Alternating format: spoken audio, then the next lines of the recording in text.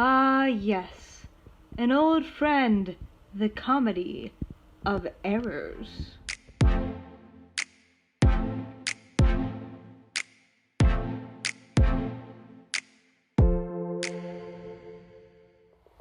So the primary reason I love Comedy of Errors so much is because it starts out with a great story.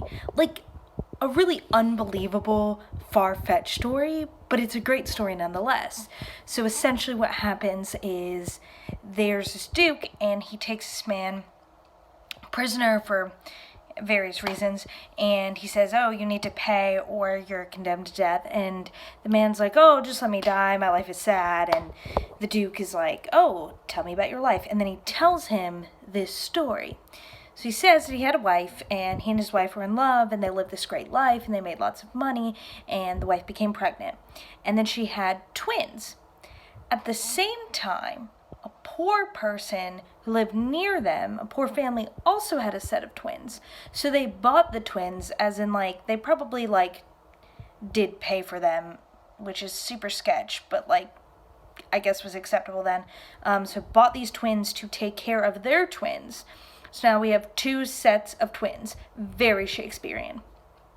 And they go on this voyage, and they're on a boat, and their boat hits a storm. Again, this is very Shakespearean. No pirates, but there's a storm, and the parents each grab a set of twins. Not like the mother grabs their kids and the father grabs the other family's kids. No, like the mom grabs one of her sons and one of the other kids, and the dad grabs the other son and one of the other kids. And they tie them to the masts of the ship in the hopes that they will float.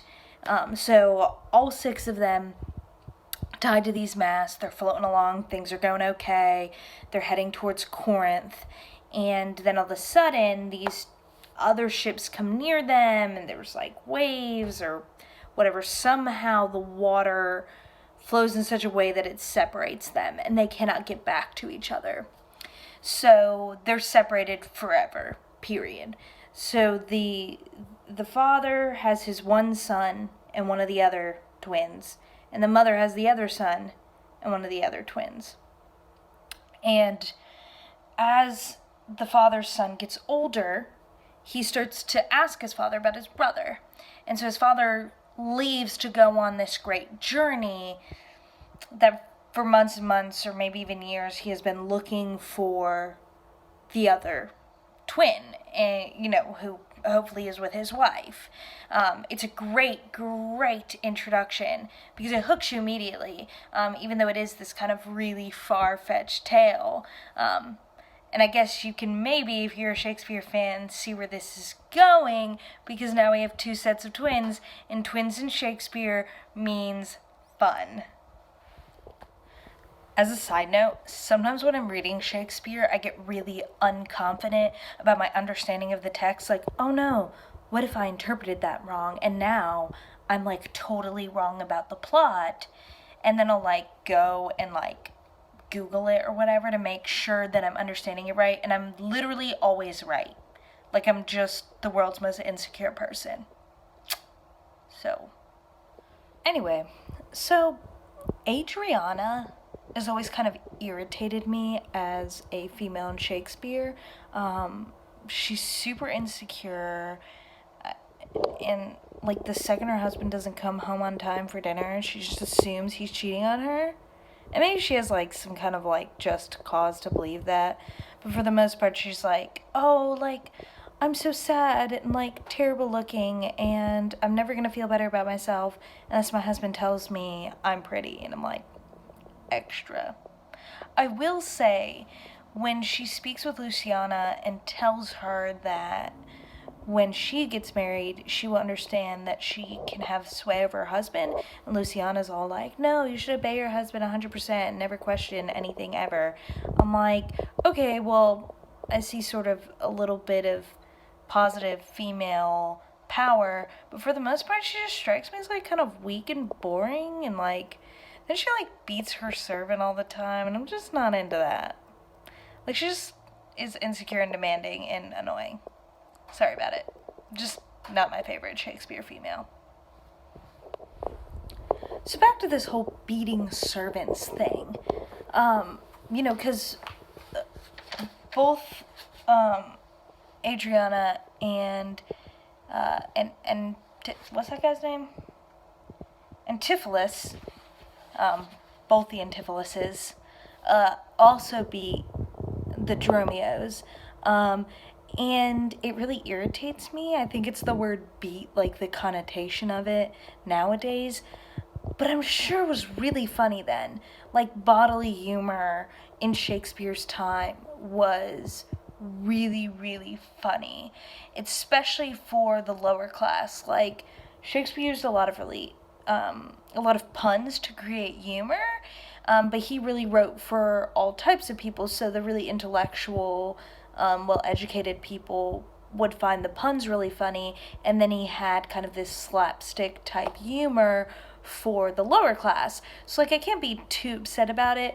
I think, like, I think sometimes when we read Shakespeare and we put it into our modern context, there are scenes or lines or actions that feel really uncomfortable, but, like, in reality were probably really, really funny. And I think even, like, I love Comedy of Errors. I think it's really, really funny. And I think if I saw it acted out on the stage, it would be a lot funnier than just reading, like, this one piece of stage direction that says, beats him, you know? Anyways, that's my 2 cents on that. So, I think one of my favorite parts of this whole play is when Antipholus, the one who's not married to Adriana, encounters Adriana, and she's like, come home, and he's like, what are you talking about? And she's like, you need to come home, you're cheating on me, like, I need you at home, blah, blah, blah, and kind of petitions him to come home. And, like, he literally is like, wow, I'm living in a fantasy world, this will be an adventure, and then just, like, straight up goes home with her, and, like, plays into being her husband. And then when her real husband comes home, she, like, won't let him in the house because she doesn't believe that it's him. Oh God, so good, so good. So there's this part with twins in this play that really irritates me because it's really scientifically inaccurate, and it's when which one? Dromio of Syracuse. Had to look in my book for reference. Dromio of Syracuse is with Dromio of Ephesus's wife, Luce, and he's trying to convince her that he's not her husband. And he goes back to report this to Antipholus of Syracuse, his boss or master, whatever. And he says, to conclude, this drudge or diviner laid claim to me, called me Dromio, swore I was assured to her, told me what privy marks I had about me, as the mark of my shoulder, the mole in my neck, the great wart on my left arm, that I, amazed, ran from her as a witch. If you know anything about twins, this might bother you. My dad is an identical twin, and twins oftentimes do not have the same birthmarks, the same freckles, the same warts, things like that. Like, that's one of the ways you can tell twins apart when they're identical. Like, for example, my dad, when he was younger, had a mole on his chin, upper lip, somewhere in this general area, and he ended up having it removed. But his twin brother did not have that, because that is one of the differences. So I'm like, there's no way that they both had, like, a mole on their left shoulder. I don't think so. I literally just remembered the greatest meme I saw the other day. It just said, it said, make comedy of errors and cast The Rock and Kevin Hart, you cowards. Oh my god. That would be so good. 10 out of 10 would watch. We came into the world like brother and brother, and now let's go hand in hand, not one before another. Such a good ending, such a positive, happy ending where nothing bad happens and everyone's reunited, and it's fantastic. Final thoughts on this play? Still love it. I think it's funny, it's simple, it's an easy read. I love that it takes place like over the course of like maybe 2 hours. It's great. It literally is just an average run-of-the-mill solid play. No qualms here. I'll see you guys next time for Taming of the Shrew. Bye now.